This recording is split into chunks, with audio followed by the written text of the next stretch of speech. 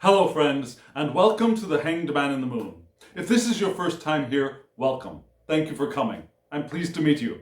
If you've been here before, thank you for returning. I'm truly honored. Friends, if you have been here before, you know that this is my series in which I use tarot and oracle cards to explore topics related to living the intentional life. And before we dive into this week's tarot and oracle spread, let me ask you this. Have you heard the words alignment, spiritual awakening, perhaps even enlightenment in your life? I'm sure that you have. Do you sometimes get tired of hearing words like alignment, spiritual awakening, and enlightenment? Do they somehow feel like you're being reminded of perhaps something you have not achieved, or something you have not been able to master, or something that seems unavailable to you, either now, sometimes, or often? I think we have done ourselves a little bit of disservice, and this week's Tarot and Oracle spread is here to remind us repeatedly, in a very loud and powerful voice, that these ideas of alignment especially, but also spiritual awakening and enlightenment, are not states so much as a never-ending process, a process of evolution. I know that I have found myself thinking that, okay, I want to live life intentionally. So first I have to get in alignment. First I have to spiritually awaken somehow. That's not how it works. If we are waiting for something before we think we could begin living life intentionally, we're again doing ourselves a great disservice. We are living life intentionally, whether we know it or not. The question is, how effectively are we living our intentional lives? How aware are we of the availability that we have to intention? This spread is here to help us chew on that, to ruminate, as cows do, ruminate on the idea of alignment not as something we have to get into or something that we have to achieve or become, but as an evolution. So friends, we have a phenomenal spread all laid out for us. Let's take a look at it.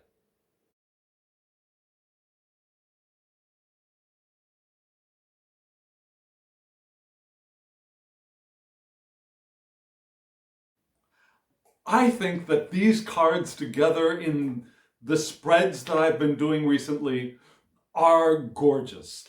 And the more I use these cards together, the more I love them as both individual decks, but also as a united voice, if you will.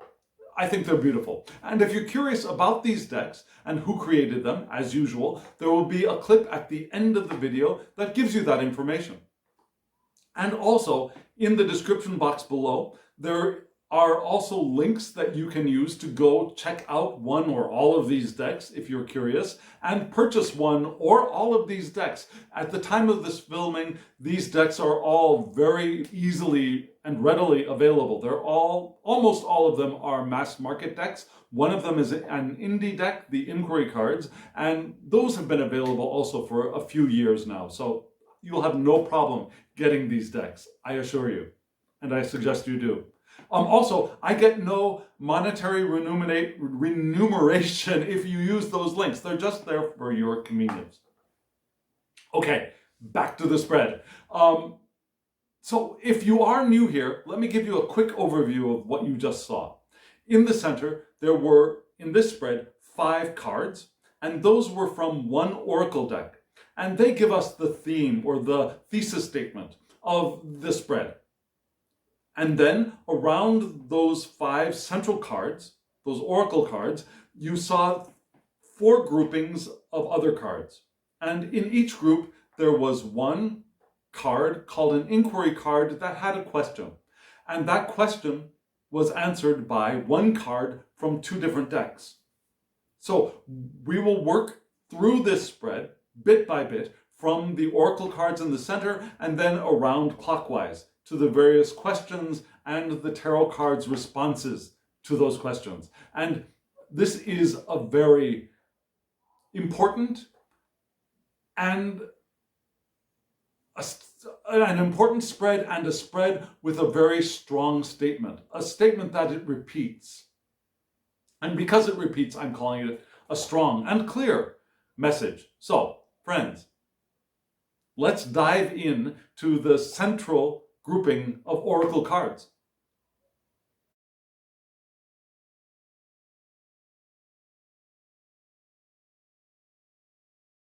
Friends, if you have been with me through many of my spreads over the years, you will know that the central grouping of oracle cards takes different shapes.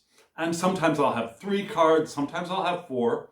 But this deck, perhaps you already noticed, is based on sacred geometry. It's a geometric-based deck. And so I thought I would use a spread of elements.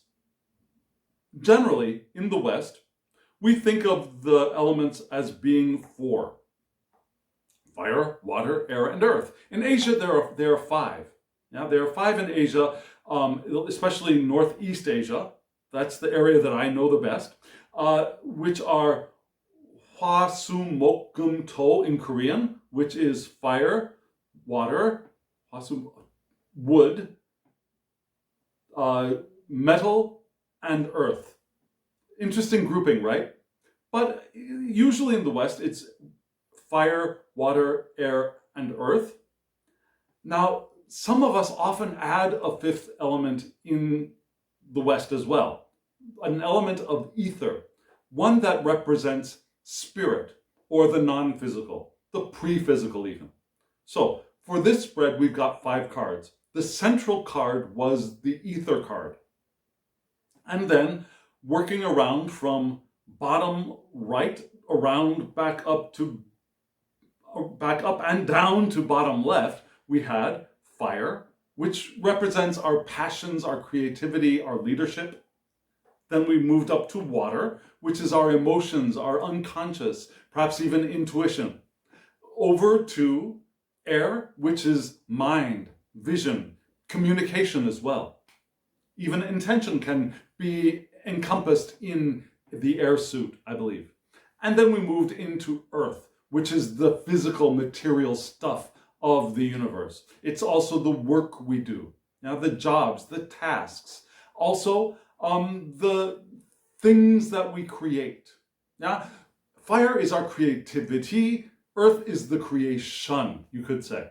And I order them in that direction because that's the way I imagine the creation of the universe, coming from non-physical in the ether, moving into that first big bang fiery start. The fire splits into 2 and we get water as its counterbalance. And the 2 mix and create air. And then the 3 mix and we finally arrive at more material stuff of earth. That's how I envision it. I know other people envision it in a different way, but we're going to work through it in reverse order, actually. We're going to start, and which I've been doing with this spread the last 2 times as well.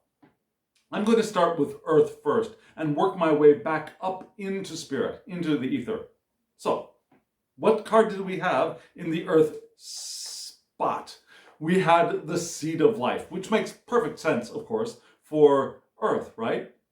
Oftentimes when we see the Ace of Pentacles or the Ace of Coins in tarot decks, we think of them as the seed, the first seed of something that can grow. So a seed of life being in the earth spot made perfect sense to me. And you saw the geometric figure of the circles. How many circles were there? There were 6 circles gathered together, and in the center, they formed a central circle where they overlapped, And inside of that central circle of overlap, there were also what looked like perhaps a star anise even, yeah? A seed shape formed. So the seed of life, beautiful card, beautiful meanings. The seed of life is here to remind us of the beginnings of change. Now, when we think of a seed, the seed contains everything that it needs to become whatever plant it's going to become. Now, it doesn't grab DNA and other genetic material from around it to create the structure of, for example, an oak tree. It's got all of the genetic information that it needs right there in its little compact shell.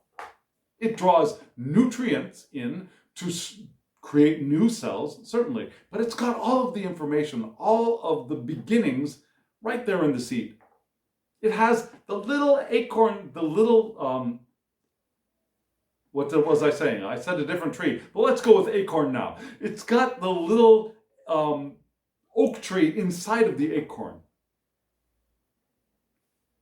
Beginnings of change, because it's not going to stay that way and stay alive. Now, a seed, to stay alive, has to begin changing and growing.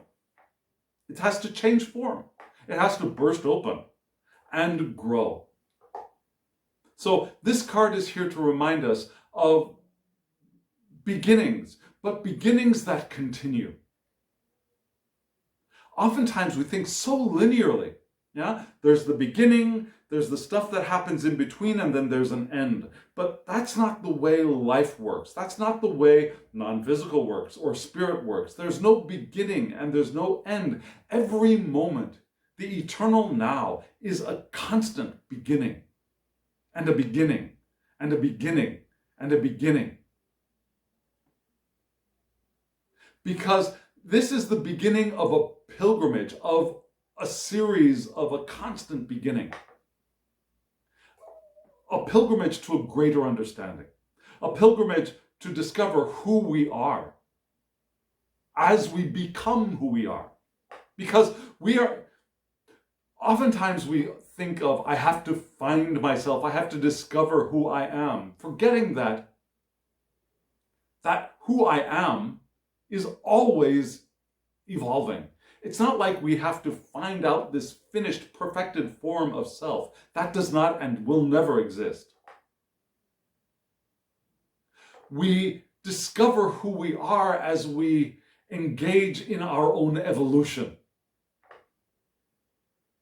And that's what this card is here to remind us of in this physicality that we are. That we are here on a pilgrimage of greater understanding of who we are as we evolve into who we are. Does that make sense? That we're on a pilgrimage of discovering who we are as we evolve into who we are. And that evolution is never ending. We're on the path of the seeker. Now this seed of life card, which looks like a little star in the center, which is, I think, one reason why I thought of the star. But also the star card is a card that points us in a direction in Tarot. The star card is a card of hope. This is clearly a card of hope, but it also points us in the direction of our evolution, just as the star card points us in the direction that we want to go, our North Star. And we're on the path of the seeker, which again reminds me of the star card in Tarot. Our path. We can never get off of our path. Did you know that? You are always on your path, wherever you are, whatever it feels like, we are on our paths. And this path that we're on fuels our life's work. What is our life's work? Our life's work is our evolution. It's our growth, our experience in this physical universe. This card is here to remind us to tune into spirit. To tune into spirit, to know what we want to know. to know what we want to know in order to create the dreams and the visions that we have already had. Yeah, when we live our life intentionally, what are we doing? Yeah, we're on this powerful, powerful current of intention, that path I was saying, that we can never get off of. We can restrict our access to that power a great deal, but we can never separate ourselves from it. That is impossible. But we can cut ourselves off pretty well and sink to the bottom of this imagined river of intention, which means that our movement slows drastically, but it never ends. We never end our movement. That is impossible. So we're on this powerful, powerful river of intention. And as we live our lives, we have experiences and we make decisions. We have an experience that we like and we say, yes, I would like more of that, or I would like that with a topping of chocolate. Just a metaphor, or a sprinkle of nuts. We add to it. We evolve that experience. I want to have that experience, a similar experience with these additions, with these modifications, with this bit added to it. And we place that on our river of intention, on the current of our river of intention. Or we have an experience that we say, no, I don't want that anymore. I don't want that. I want this instead. And then we put this on the banks of our river of intention. And so this card is here to remind us that as we tune into spirit, we know what we want to know in order to make those dreams, those visions manifest for us, in order for us to move in the direction of those dreams and visions, and also in order for us to be able to attract those dreams and visions to us. It's a two-way pull, like gravity. Yeah? We move with intention, and then law of attraction brings it to us, and then there's that meeting. So, the seed of life is here to remind us also that as we discover who we are, as we become aware of who we are, as we are evolving, we also know what we want to know in order to experience the manifestations we've placed on our river of intention. And that is the entire path of a seeker, a path that is never ending, because the stream of intention is never ending. So that was our physical response to the idea. Now, I haven't mentioned this in a while. When I laid these cards down, the base question I ask every time is, how can we live our lives more intentionally? So the response to that question, how can we live our lives more intentionally in the physical realm, is this: the seed of life. We become more aware of who we are, where we are going, what we want to know in order to have the experiences that we have decided for ourselves. And understanding that that is a process that continues into infinity. Because there is no death for us, for anything really. There's only transformation. And we move from this physicality into the air of mind and vision and communication. And here we had a DNA card. DNA, the double helix of our genetic material, right? And this card in this deck is here to remind us of our conscious evolution. Conscious evolution, a mind thing, right? Yeah? Being aware of our evolution, that is never ending. It's here to remind us that we are always evolving in consciousness as much as we are evolving genetically, as much as we are evolving as we are living our lives. Now, all aspects of ourselves is in constant evolution. This physical body that I am in at this present moment, that I am co-creating with all of these beautiful cells. We are all evolving right now. We're in the middle of our own evolution. My consciousness, the consciousness that I am is also evolving and continues to evolve. Yeah, my emotional space is also in constant evolution. The eternal nature that I am, the eternal nature that you are, we are all constantly evolving, and this card is here to remind us of that. Why is that important?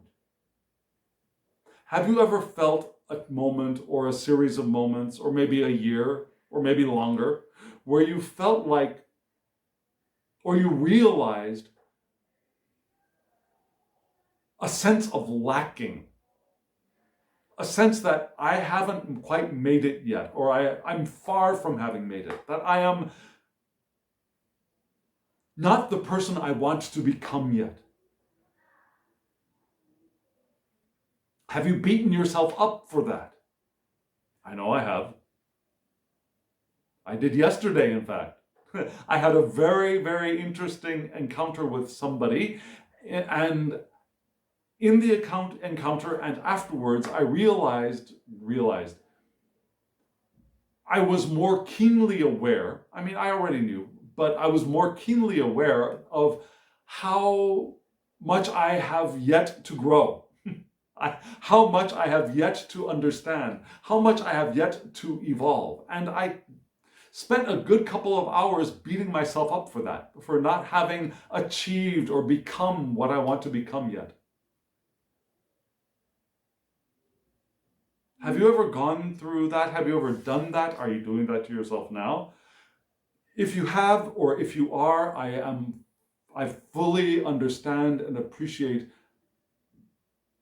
how that feels. Okay, maybe I don't fully understand, because your experience and my experience are different. And whose is worse and whose is less extreme, that's not a helpful conversation.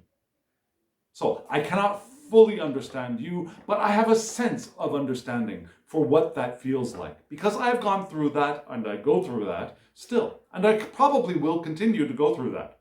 I will probably continue to have experiences like that, because we are constantly evolving. And we get this idea of, this is the person I want to become, I'm going to become. And then we realize that we're not there yet, because we are conscious of our evolution. And when possible, we want to give attention to thoughts of gratitude, compassion, love, because all of those increase the evolution for us. Those open, expansive thoughts of, again, gratitude, joy, love. And those are feelings as well, but they're also thoughts. Thoughts of gratitude, thoughts of joyful appreciation, thoughts of joyful excitement, thoughts of love, of I love you. That's an emotion, it's a state, and it's a thought. And giving attention to those thoughts, which also increase the feelings, the emotions, which also, in turn, increases our ability to have access to the powerful force of intention. Because as we're feeling love, as we're feeling gratitude and joy, we are open. And as we are open, we have full access, or fuller access, to the power of intention. And oftentimes, it helps us to turn our attention, our attention to those thoughts and those feelings of gratitude, joy, love.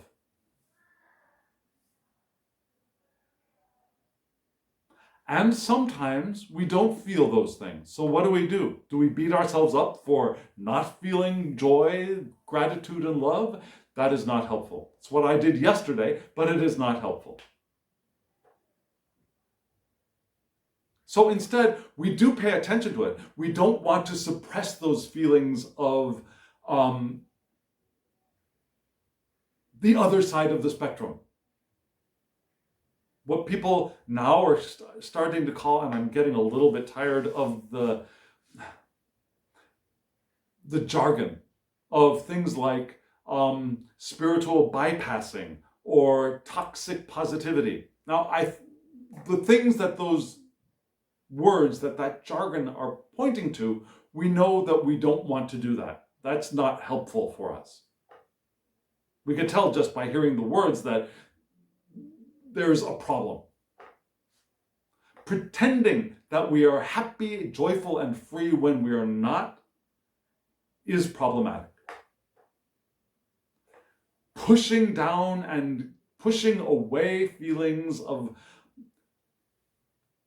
anger, frustration, unworthiness, depression, all of those things which are heavy and cloaked, and they don't make us, but are reasons that we use to cut ourselves off from the powerful flow of intention.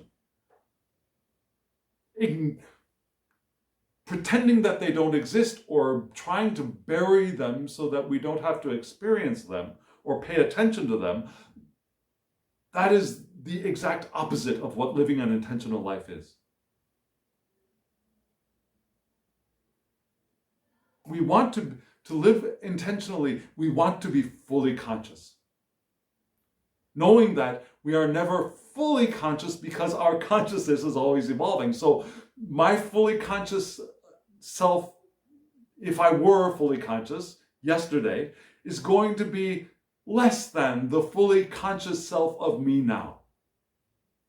And the fully conscious self of me 10 years from now.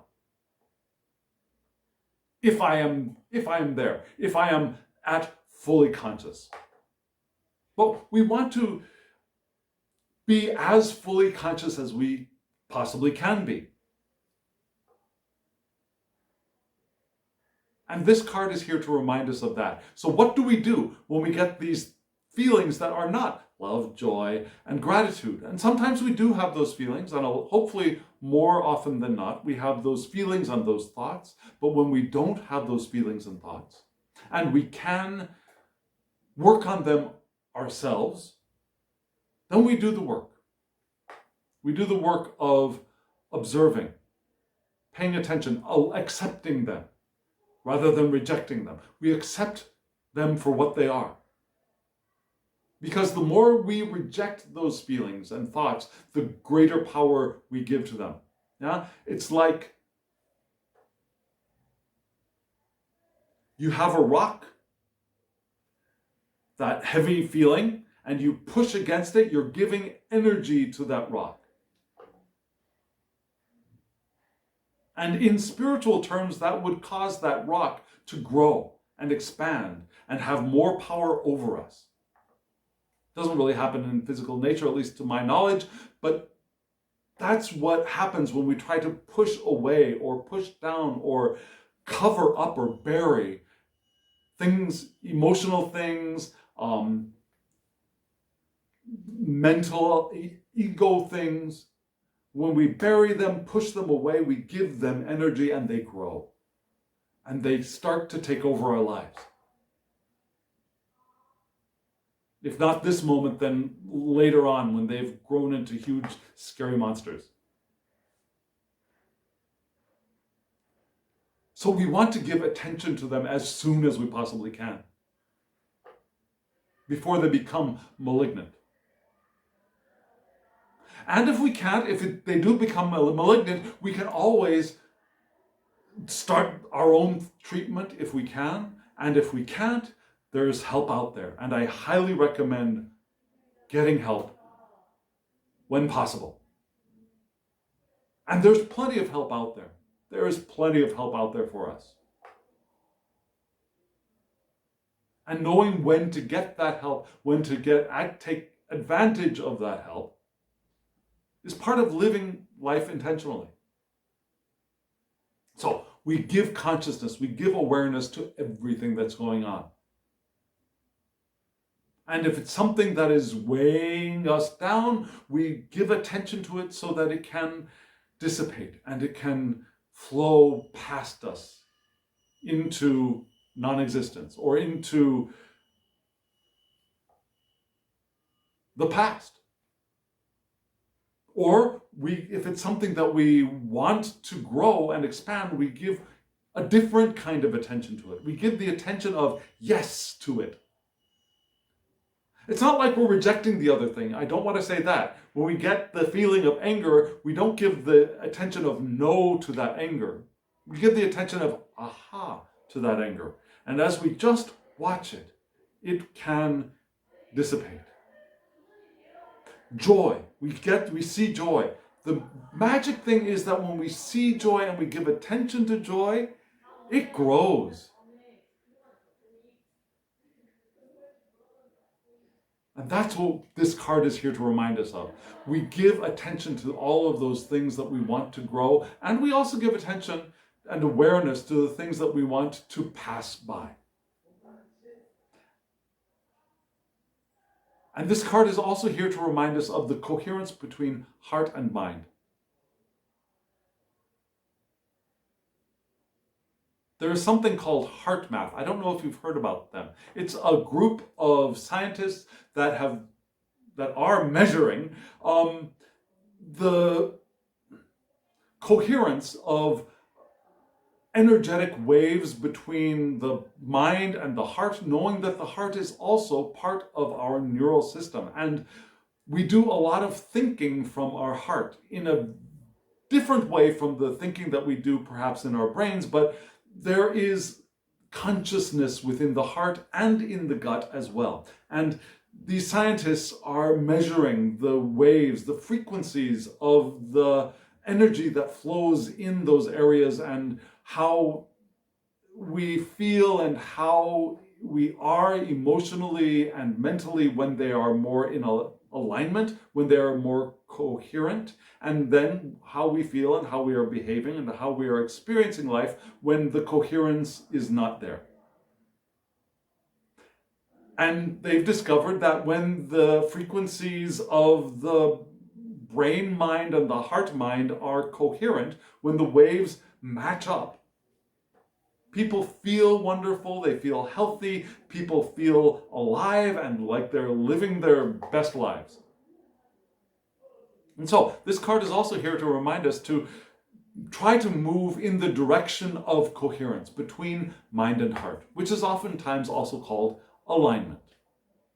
And alignment also goes up, okay, I don't want to say up because non-physical is not up, nor down, nor left, nor right. Non-physical is here, right here. But also coherence with mind, heart, and the fullness of the eternal beings that we are, having these human experiences. So we've moved into mind, and let's move into the heart now, which we just touched on. Heart, emotions, water. Now we want to get our water and our air in alignment, in coherence. And the card that took up the space for water in this spread was the golden spiral. Also, a reminder of DNA. Now, the golden spiral, I don't know if you know this Fibonacci sequence. It's a series of numbers, which this spiral demonstrates, shows. It's a very famous spiral, and it and the Fibonacci sequence are basically both expressions of each other. The golden spiral, divine proportions. And it contains and accelerates everything that is. The universe, this physical universe, the Big Bang exploded into this divine proportional golden spiral. Galaxies are formed in this golden spiral. Our DNA is formed in this golden spiral, and our DNA and the galaxies are contained in the spiral and are expressed within the spiral, if that makes sense. Now, the spiral is a proportion of all parts of nature, from, again, galaxies to our DNA, to shells that you find on the beach, to the way that sunflower seeds are laid out in a sunflower. Now, this golden spiral is also drawn by people like Leonardo da Vinci as well. It's a beautiful, sacred geometrical shape. It's also here to remind us to connect to our origins and also space. Now, to connect out and in, which is a really watery thing to do, right? It's an emotional thing to do. When we think with the mind, even if we're thinking expansively, there's dichotomy to the way the mind appreciates things. The heart appreciates things more holistically. And we can connect both our origins and space into one ocean of understanding, which is kind of the way our unconscious works, right? There's that holistic, non-discrete understanding of how everything is in the unconscious. Because we are part of this flow of the universe, and the flow of the universe is the expansion of the universe, and the flow of our lives is the expansion of our lives. All very watery things, right? And it's also an emotional thing. Yeah?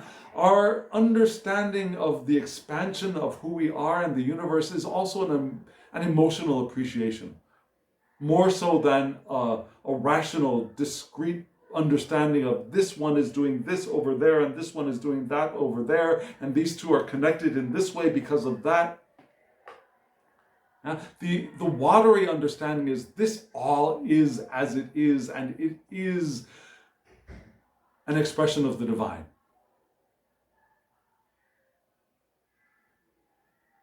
And we move from this watery region into our fire. Now we're moving into the fire of our passions and our inspirations. And this is our Merkaba. Merkaba. The Merkaba is a kind of star shape, right? You remember seeing that? It's a star shape. There are two tetrahedrons. A tetrahedron is a pyramid. There are two tetrahedrons linked together. There's the pyramid facing up and the pyramid facing down, and they're joined. So they form a star figure, which is the Merkaba. It's like a three-dimensional Star of David in a way. And this star tetrahedron, the Merkaba, is here to remind us of the combination of both and yang in Korean, yin and yang in Chinese, fire and water. Yeah, though that dynamic combination of what we often think of as opposites, but aren't really opposites. They're parts of a spectrum, hot and cold. They're parts of a spectrum of heat. Light and dark are parts of a spectrum of light. Fire and water, they're parts of a spectrum of material, perhaps. But, so this Merkaba is here to remind us of joining what we often think of as opposites into oneness. And giving a dynamic balance to it. Not just balance. This isn't the balance of the justice card, perhaps, where we imagine that it will come into balance and then it will be fixed, it will be right. This is a dynamic balance where things never stop moving. They never stop shifting. They never stop expanding or recorrecting or readjusting or growing a little bit here and then growing a little bit there and then expanding a little bit here and a little bit there. This Merkaba is in dynamic balance because it is ever in motion. Just like the yin-yang, the yang. Now, those two spirals which form a circle. It's also here to remind us of a conversation with our eternal selves, with the divine. Because it's through that, from water, through our passion and our spirit, not the non-physical ether, but our spirit, like we've used the word this way often, right? There's the spirit of the pneuma, of air, yes. But there's also the spirit of the passion, yeah? School spirit, the fire of life, that kind of spirit. That kind of spirit is a great way to communicate with the divine, with our eternal natures. And it's this shift in fire from water, from the duality into unity, that this card is here to remind us of. From the duality of physical into the unity of consciousness and expansion. And that can happen in the fire, in our first expression in this physical universe, of that first beginning of physicality, is that memory of unity. Before it split off into water, before it then split off into air, and then into earth.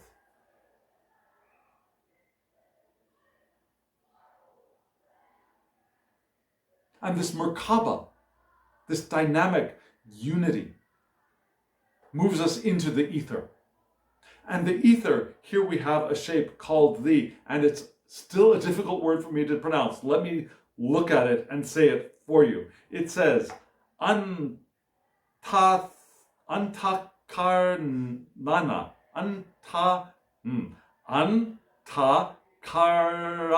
antakarana.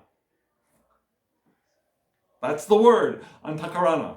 So antakarana, what is that? This is a very ancient shape. And you saw there looked like perhaps 3 different chevrons. Yeah, this shape is called a chevron, or 3 different angles which are connected in the center. So you got this angle, and this angle, right?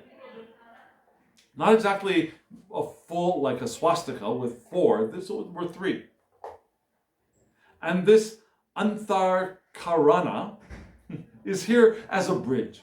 It's the bridge between who we are in these physically manifesting bodies and who we are as the eternal nature and who we are as the divine.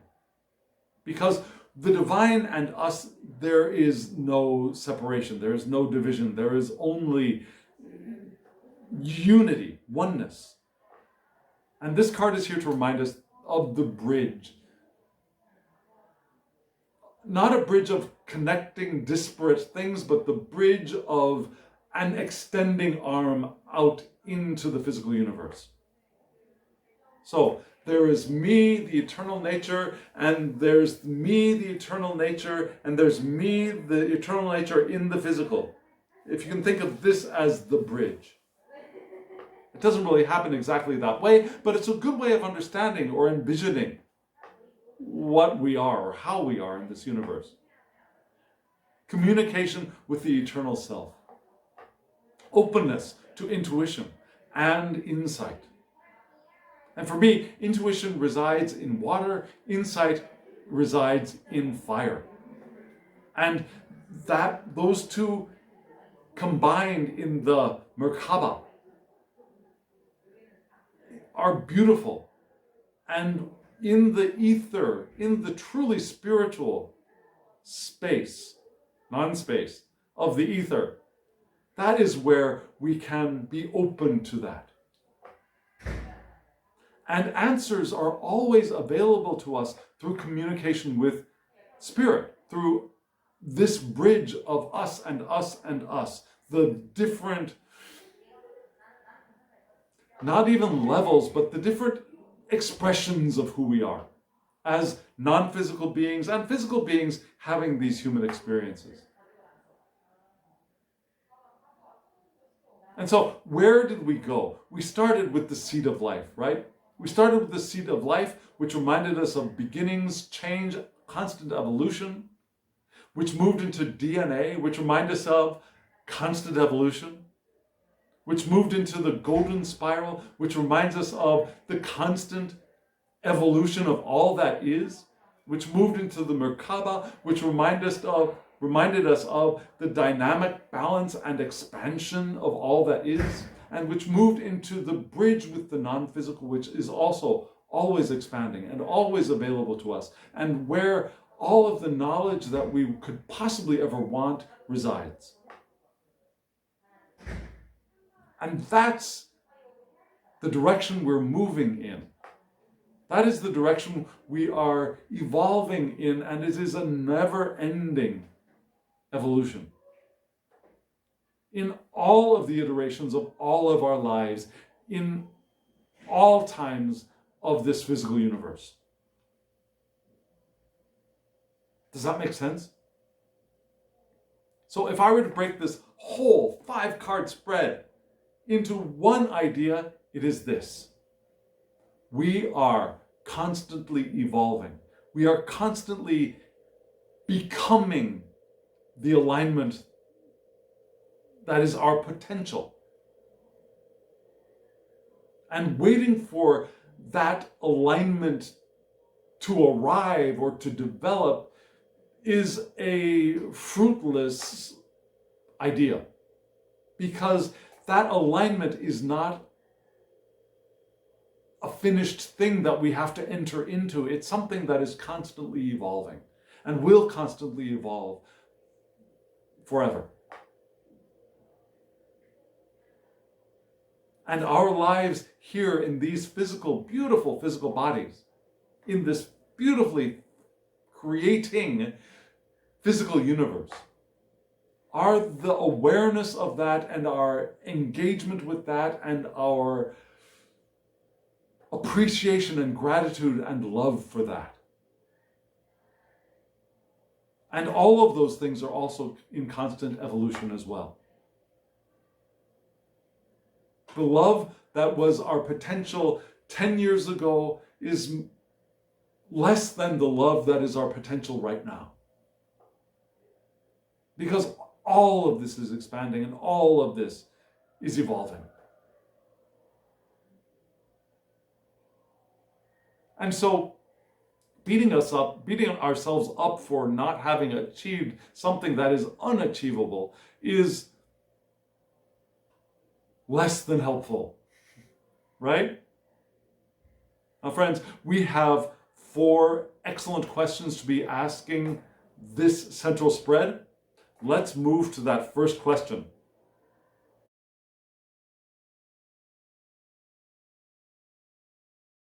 The first question we have is, what do I want to happen next? Beautiful question, 2 beautiful answers. Well, 1 beautiful answer expressed by 2 different cards. First one is the Page of Cups, and the one right next to it is the Knight of Pentacles, 2 court cards. And giving 2 different, very different atmospheres to the answer. And I think the way that these 2 cards are interacting, you notice that the figures in both of these cards were facing in opposite directions. Yeah? The Page of Cups was facing this way, and the Knight of Pentacles was facing that way. And I think this helps to reinforce my understanding that the answer to this question is the Page of Cups coming from the Knight of Pentacles. So, let's start with the Page of Cups, because it's the prettier one, at least to me. The Page of Cups is the card of creative opportunities. It's the card of intuitive messages and curiosity and possibility. You have the page. You see the page holding a cup with curiosity. What is in here? In the Rider-Waite-Smith deck drawn by the lovely Pamela Coleman Smith, she drew a page holding a cup, and from this cup was poking out a small fish. And the page is like, what's that? How'd that fish get in there? No, a wine goblet, maybe a water goblet, but a wine goblet looking to me. And there's this fish poking its little nose out. So curiosity, possibility, what is possible? What amazing thing could possibly happen to me? And it's that Page of Cups, anticipation and excitement and curiosity. It's the card of the dreamer.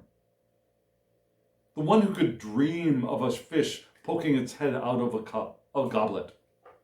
It's the card of the sensitive, the one who is subtly able to feel what's going on around them.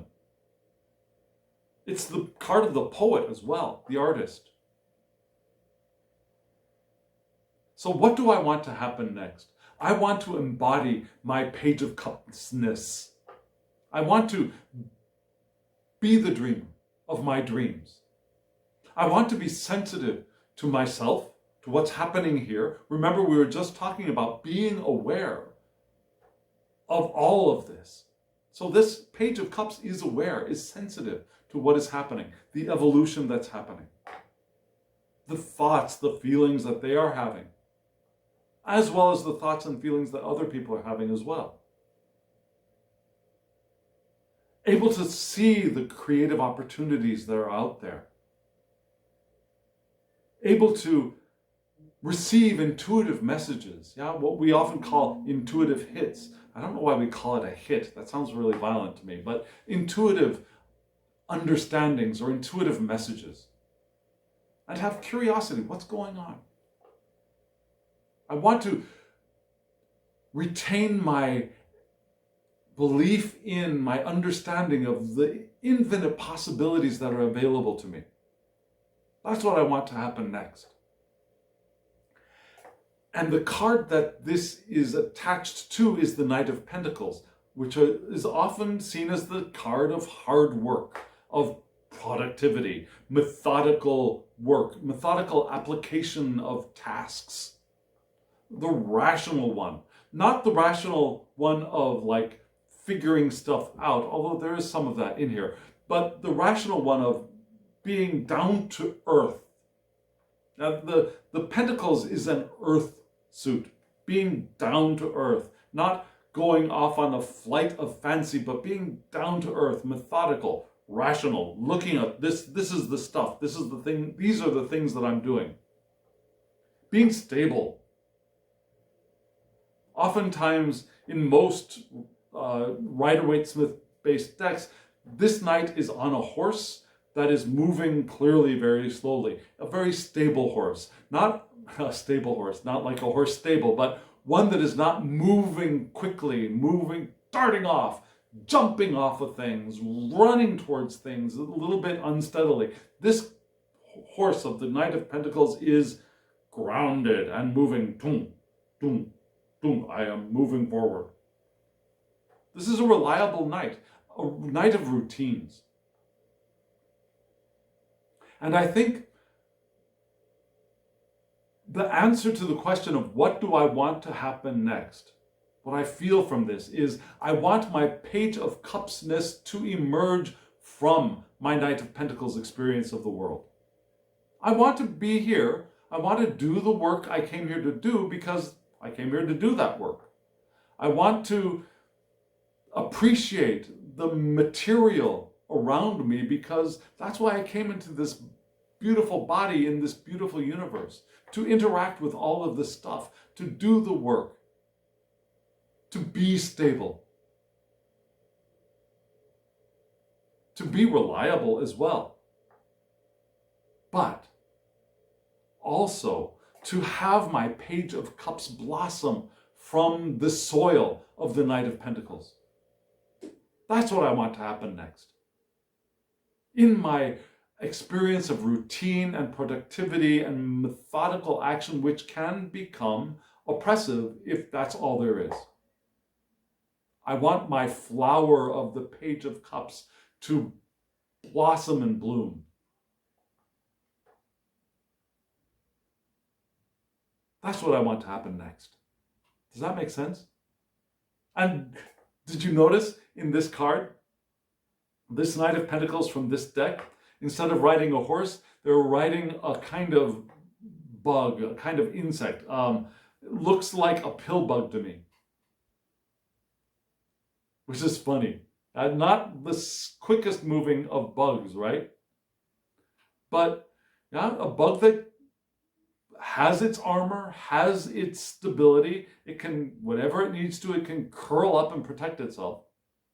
Or then when it's ready, it'll curl itself and keep going forward. Very reliably, very routine, very stable. But from this experience of myself riding this pill bug, I want this beautiful, dreamer, sensitive, poetic Page of Cups to express and experience life. Now we've got a second question. Let's look at that.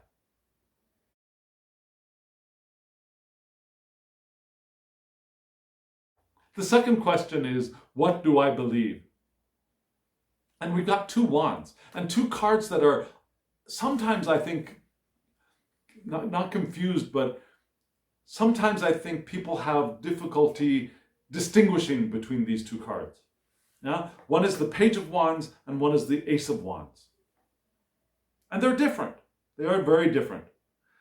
If nothing else, one is the person and one is the essence. So let's start with the Page of Wands. The Page of Wands is the card of inspiration and ideas, of discovery, of limitless potential.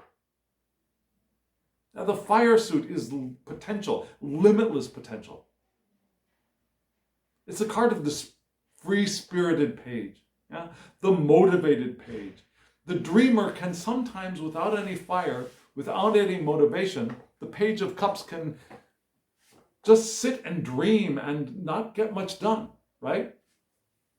The Page of Wands gets stuff done, gets out, and gets motivated to do stuff, to explore stuff, to get their hands on stuff and see what they can make.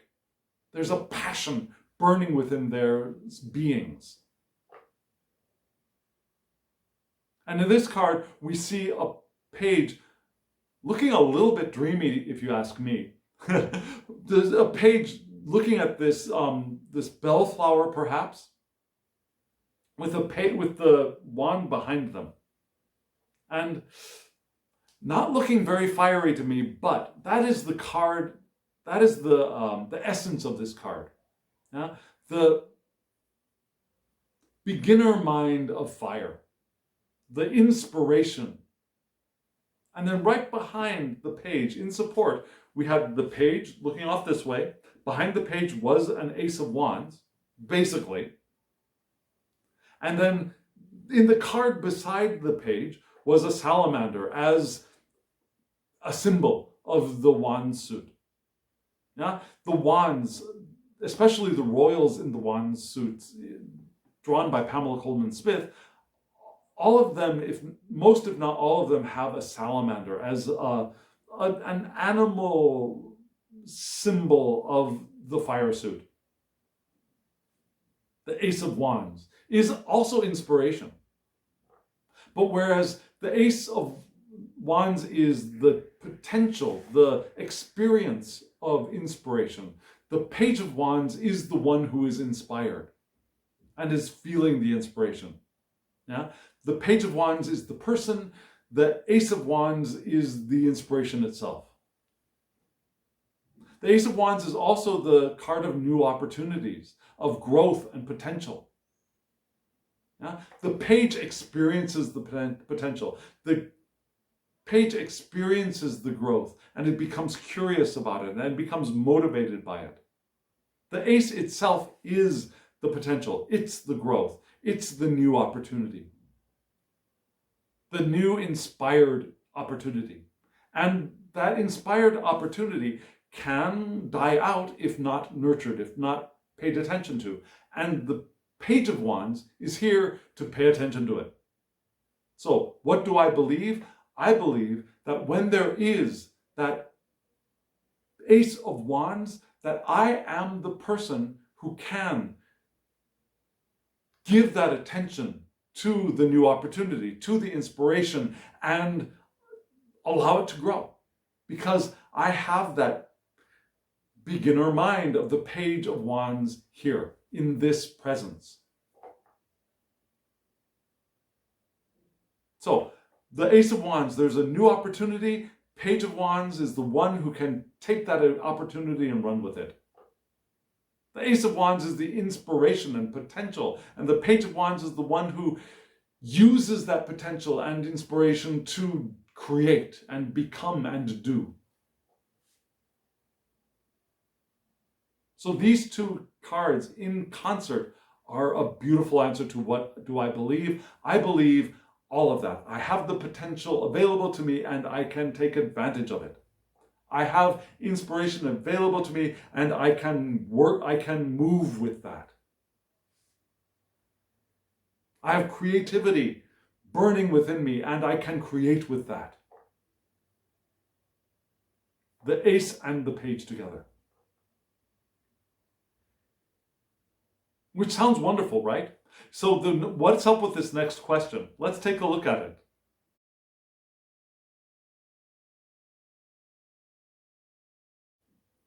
Now remember, these questions are all pointed back to the oracle cards, right? They're all pointed back to being aware of our evolution and the evolution and growth and expansion of our alignment and our ability to move with our current of intention.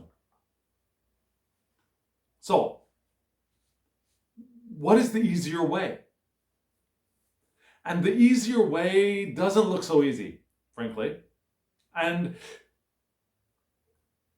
in fact, these cards that came out as a response to this question are what inspired my next question for my Tarot de Marseille based reading. I do 2 readings a week. Perhaps you already know this. I do this larger Rider-Waite-Smith based Oracle and Tarot spread. And then I pull a question from this and I use 3 either Tarot de Marseille or antique Italian cards to answer that question. And the question that I pulled out of this larger spread came from this pairing of cards, the King of Cups and the Ten of Swords. Now, the King of Cups and the Ten of Swords, how does that happen? How do we do that? Why? The question is, what is the easier way? The King of Cups is the card of the emotionally balanced one, the master of their suit, which is water and emotion and the unconscious. Now, the King of Cups is the one who is able to ride the turbulence that exists around him or her, or them. The King of Cups is the master of compassion and is diplomatic. Not only feeling for the other one, but able to work with the other one, able to negotiate with the other one, to interact with the other one. Caringly, of course, but diplomatically as well. And I don't know if you noticed this, but in Pamela Coleman Smith's decks, and a lot of the decks inspired by her work, the kings and queens are all seated. This king is standing, right?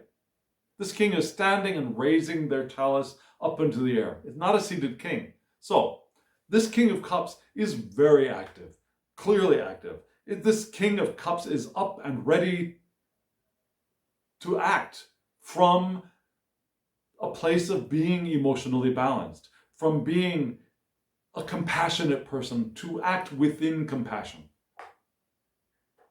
The card right beside or behind him was the Ten of Swords. And in this card, usually in Pamela Coleman Smith's art, you see a figure lying on the ground in a very dark sky. You might see a sunrise or a sunset in the far distance. The sky is usually black, and you see the figure on the ground. There are 10 swords looking like they're probably stuck in the person's back, and there's either a red cloak or a red cloak and blood flowing out. A very bloody card. End of the sword suits, the end of the antagonism and the pain of thought. And the Ten of Swords is usually the card for like painful endings, deep wounding, loss, crisis, victimhood. Sometimes the the Ten of Swords can be the card of the eternal victim, the one who uses their victimhood as perhaps a badge of honor, or as a substitute for the fullness of who they really are. I am the wounded one, and you will treat me as the wounded one, and I deserve all of this love and attention and care because I am the wounded one, instead of realizing that we all deserve all of that love and attention and care regardless of wounds. The wounds are not a reason for receiving care or love or attention.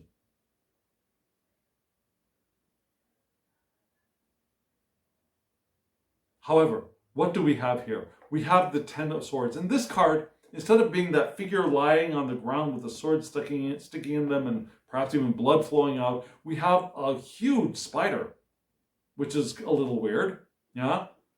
But still, we see this card in the suit of mind, in the suit of communication and vision. We see this as being the last gasp of those negative thoughts that have been crushing us, weighing us down, killing us.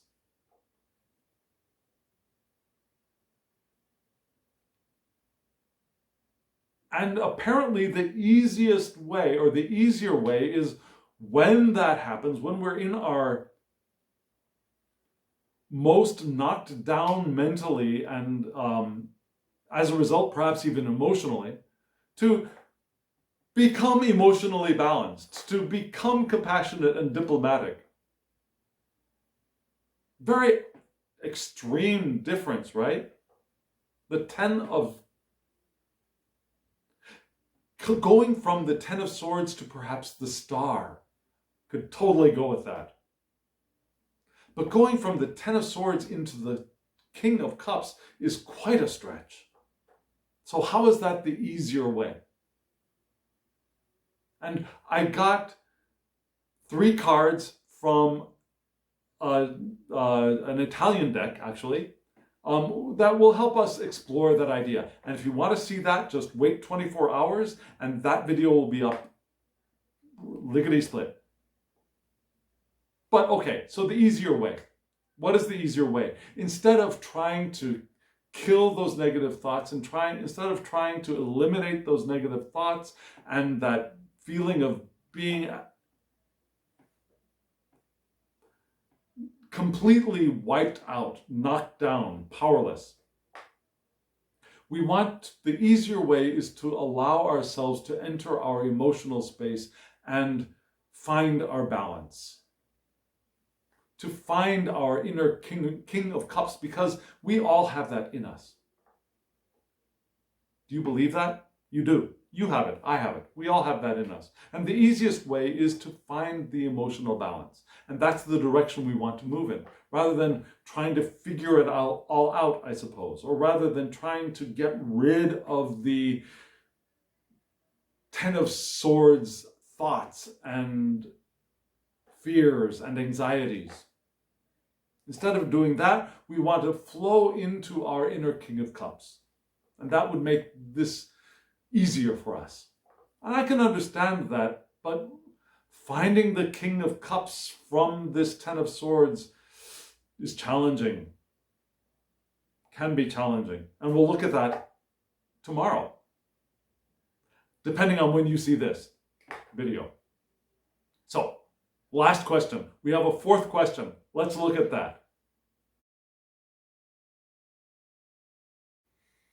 This 4th question is, what am I ready for? And this is an interesting answer. The 2 cards answering this are very interesting. Let's do a really quick overview, just quickly, really quickly. We came from the main spread of being aware of our evolution, being aware that any conception of who we think we want to become and trying to compare that, who we want to become, with who we are now, and using that as a reason to beat ourselves up is less than helpful. That we are constantly evolving, and that image of who we are to become is also evolving. The image of who you wanted to be when you were 5 years old and the image that you want of who you want to be in the future from who you are now are completely different people.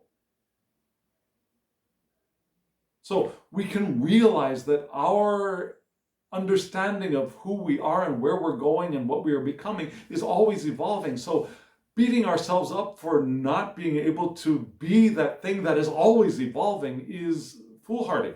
It's foolish. It's nothing more than masochism.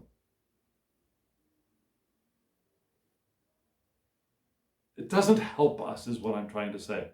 So instead, we want to be aware of our evolution and see the direction in which we're going, and recognizing that, yes, there is a direction in which I'm going and I'm not there yet, and that's wonderful because that direction in which I'm going is always evolving. The path is unfurling in front of us. So what do I want to happen? I want to be my Page of Cups. I want to be the creative one. I want to be the dreamer as I blossom forth from my daily routine. What do I believe? I believe that when I have an inspiration, when I have a spark of passion or an idea of what I want to do, what I want to create, that I can take it and run with it and explore it and develop it. What's the easier way? Well, when those negative thoughts and those beliefs and anxieties which knock me down come up, I can reach for my inner balance. Because it's in there. It is here. In, out, in. It's here. So what am I ready for? These two cards point to, I believe, two different answers. Not that each card is one answer. We need to look at those two answers separately. But rather, I think these two cards together point to this answer or that answer. And maybe both answers. What do I mean? So, the first card is the Hermit. The Hermit. And you see in this card, rather than Pamela Coleman Smith's Hermit on the top of a snow-capped mountain with the light shining forth into the darkness and back on himself, or herself, or themselves. What do we see here? We see a figure inside of what looks like a cave to me. The person's staff is behind them. They're looking out into the night sky. We see a moon above them. They are in a semi-kneeling posture and seeming to be praying. Looking a little bit like perhaps, I don't know, perhaps St. Anthony from a Roman Catholic tradition, one of the desert fathers or mothers or non-gendered people. But the Hermit, looking more hermit-like than some other cards. And this is the card of soul searching, introspection, being alone, inner guidance, and wisdom. And that light shining within to discover who we are, which we got a lot of in the oracle cards, right? It can also be mentorship. Yeah, as we do that work of introspection and soul searching and finding our inner guidance and wisdom, we can share that with those around us. And the card right behind the figure, was the Devil card. A little creepy, huh? Now, this Devil card could, for some, be more and for some be less frightening than most devil cards, because we don't actually see a traditional devil figure. Now, in Pamela Coleman Smith's artwork and many decks, we see what looks like a figure with goat's horns, goat's legs. There are perhaps bat wings attached to the back, looking very much like a Christian demon, a Christian devil. This doesn't look like that. This looks like some kind of really creepy, a little bit scary bug, right? Yeah? Standing on four legs with wings and two legs up and above. They've got a human head, but there are two legs up here like looking like, I don't know. There are some bugs who do this. Yeah, they raise the two legs in front. They stand on the back four and they advance to try and intimidate, to look bigger and intimidate whoever they feel is attacking them. It's kind of the impression I get here from this devil. But traditionally, generally, we see the devil as shadow self. Now, our shadow aspect, right? Attachments and addictions to material items. That could be addictions to alcohol, drugs. It could be addictions to sex, to relationships. There are addictive relationships, right? It could be addictions to things like shopping even. Food addictions. Purge and binge addictions. I mean, there are many, many forms addiction can take, right? Also, it's a card of bondage. Addiction is a kind of bondage, right? It's a behavior we can't escape from. It's also temptation. And the darker side of sexuality and seduction.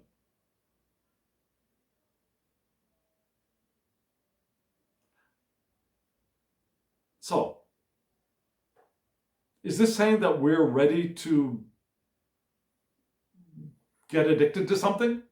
Is it trying to remind us to go out there and to express our sexuality in a very dark way? I'm not casting shade on people who, that many of us enjoy and practice safely some rather dark seeming sexual practices to others. Was that English? I don't think that was completely English.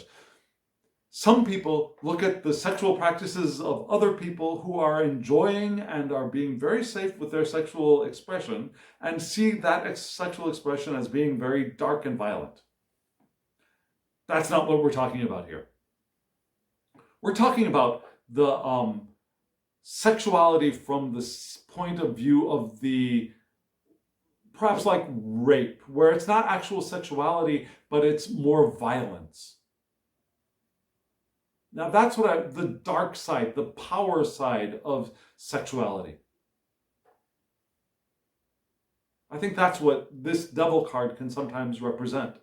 And is that what this spread is saying that we're ready for? Get out there and rape someone. I don't think so.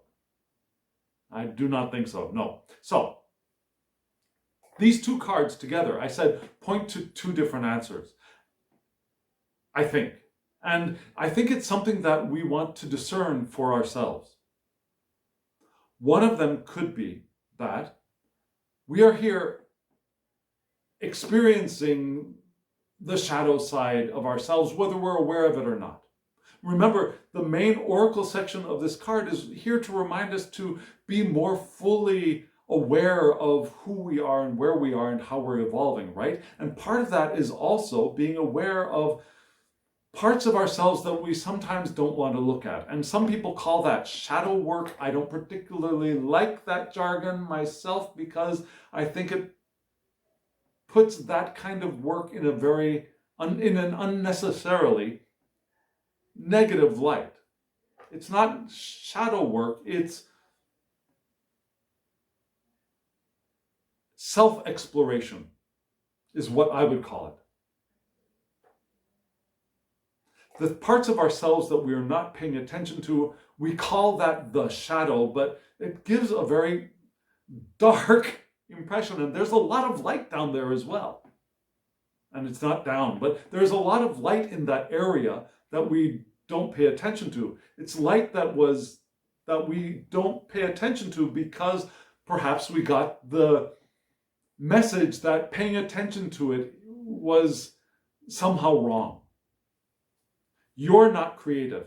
You're not a singer. You're not able to do X, Y, or Z. And so we took that X, Y, and Z, which are very beautiful, light-filled things, and we put them off and we said, I'm not going to pay attention to those things anymore. And exploring that is also part of this. So there are times when a lot of our lives, we don't explore the fullness of who we are. So the Devil card perhaps is here to remind us that there are areas of our lives that we're not exploring. There are things that we are perhaps addicted to that we're not recognizing as being addictions. Again, those addictions are multitudinous. It could be, again, anything from shopping to substances like alcohol, drugs, caffeine, cigarettes, whatever. They could be behaviors that we're addicted to. It could be thought patterns that we're addicted to. We as human beings are wired for some addiction. And so giving attention to where we are addicted, what are the patterns that we are unable to break free of? The bondage that we have. Because if we're in a body, there is some bondage. Great or small, there is some bondage. And how do we do that? We can do that by becoming the hermit. Go within. Do the soul searching. Do the introspection. Do the shadow work of the hermit. So that's one possible answer. What am I ready for? I'm ready to do that work. I'm ready to shine my awareness over the fullness of who I am. However, there is another possible answer that these two cards together could be pointing to. Especially for those of us who have you heard of COVID-19? Have you heard of social distancing? Have you heard of self-quarantine and isolation? We've been isolated for quite a while, many of us. Some of us are still isolated, which some of us still need that isolation. I mean, I'm not saying whoever you are, everyone in the world, come out from your house and let's party together without any masks or any protection. I'm not saying that at all. Not saying that at all. However, many of us have gotten into the habit of isolating for a long time.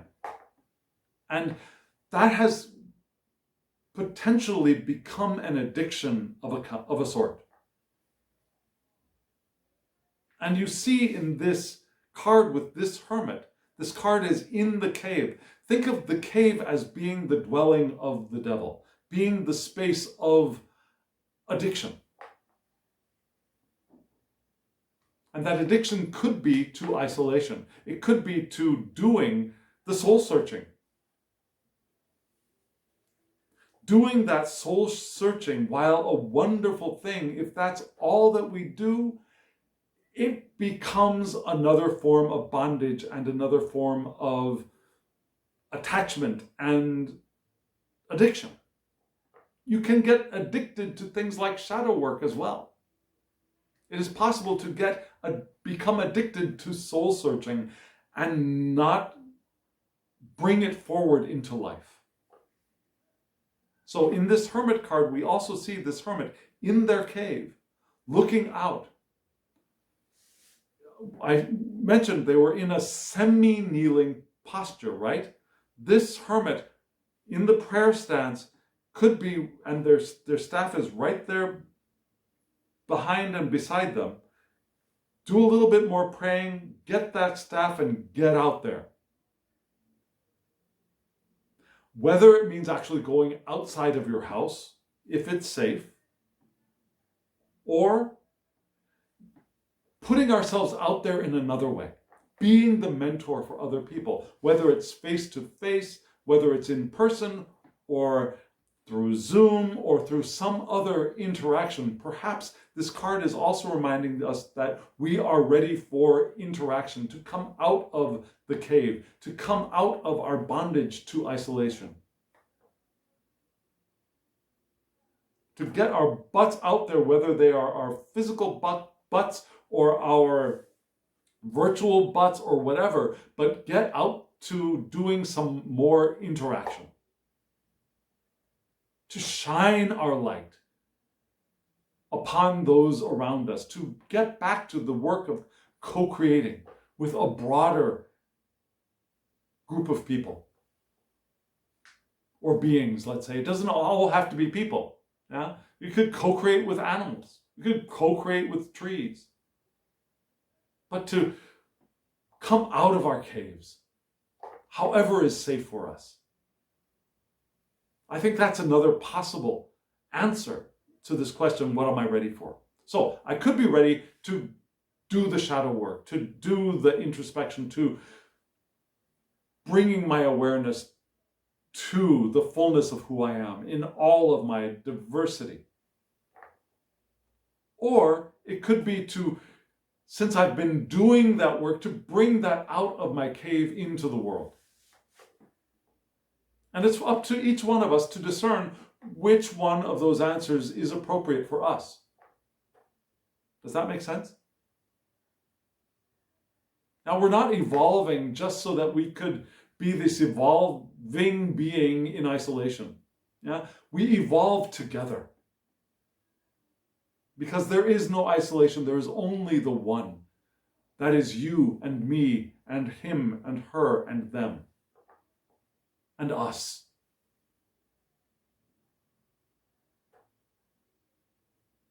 Does that make sense? If it does, let me know. Let me know. Let me know which of the two perhaps, or maybe there's a third possibility that I've missed. What am I ready for? Do you see a third or more possibilities to these two cards working together? Let me know in the comments below. And friends, remember, in just a moment, there will be a short video giving you the names of the decks and the names of the creators. Check that out. Hit the like button, because those like buttons show engagement, and engagement helps the channel. So do that. That would make me very grateful. That would give me cause to experience gratitude, I should say. Also, subscribe to the channel if you haven't subscribed, and hit the alarm bell so you get notifications of when I upload videos. Share this with anyone who you think might get benefit from this. Share it on other platforms. Send links out into the universe. That would be wonderful. And also comment below. I would really love to hear from you. If you'd like a private reading from me, I have my Instagram account linked right down there, right below. Go click on that, hop on over to Instagram, and send me a direct message there.